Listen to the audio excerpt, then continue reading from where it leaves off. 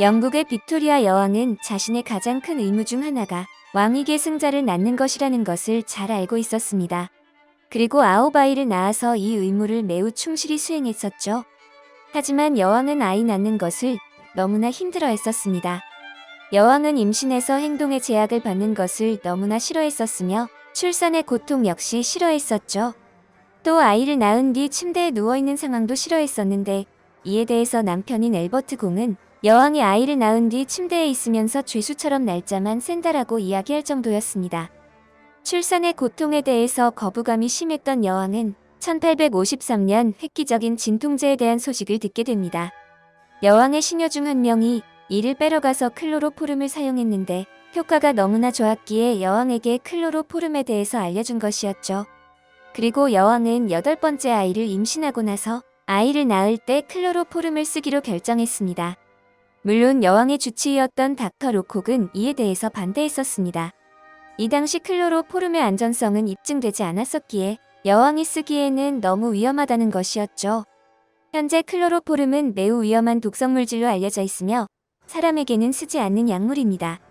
하지만 이 당시에는 이런 독성이 정확히 알려져 있지 않았었습니다.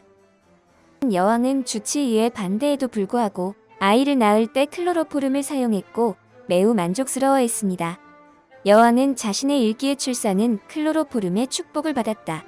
사용하자 순조로웠으며 조용했고 즐거웠다. 라고 기록했었습니다. 클로로포름 전문가로 여왕의 출산에 참석했던 닥터 스노우 역시 여왕께선 유쾌하고 건강해 보이셨다. 스스로 클로로포름의 효과에 매우 만족스럽다는 의사를 밝히셨다. 라고 기록하고 있습니다. 8째 아이를 낳을 때 처음 클로로포름을 쓴 여왕은 이후 클로로포름의 열렬한 지지자가 됩니다. 빅토리아 여왕은 다른 여성들도 이 요법을 쓰길 권장했으며 9째 아이를 낳을 때도 클로로포름 없이 낳을 생각이 없었습니다. 사실 당대의 여성의 무통분만에 대해서 대중의 시선은 그리 좋지 못했었습니다. 종교적 편견 때문이었는데 여성들의 출산의 고통은 하나님이 내린 벌이기에 이를 없애는 것은 옳지 않다고 여겼었습니다. 하지만 빅토리아 여왕은 굳건히 클로로포름 사용을 적극적으로 지지했었습니다. 이렇게 빅토리아 여왕은 무통분만의 열렬한 지지자였으며 이를 가능케 해준 클로로포름을 예찬했었습니다.